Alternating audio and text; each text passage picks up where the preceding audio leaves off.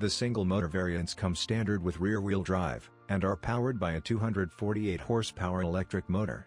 Speed enthusiasts should opt for the all-wheel drive twin-motor variant, which has two electric motors, one in the front and one in the back, that can provide up to 436 horsepower when paired with the performance software package, which will be available in 2025.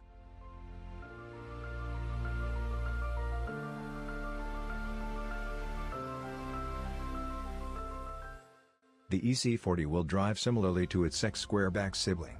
Based on our past experience with this model, the ride is mostly comfortable, though it gets shivers over broken pavement, and the handling is calm, but it lacks the sharp steering and eager demeanor that we like in the more cheap Ford Mustang Mach-E.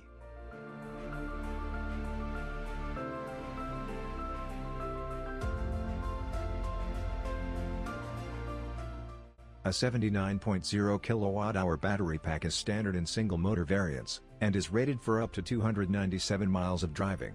A battery pack with 75.0 kWh of usable energy storage is located beneath the floor of the all-wheel drive EC40 twin motor, and it is expected to provide around 257 miles of driving range per charge.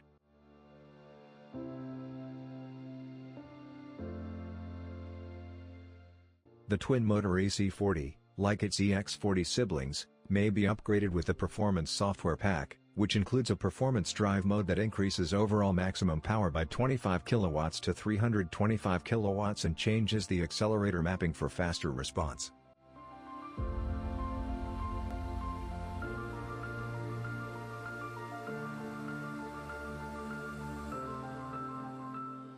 All EC40 models feature 200 kilowatt DC fast charging, which is reported to be capable of charging the battery from 10 to 80% in just 28 minutes.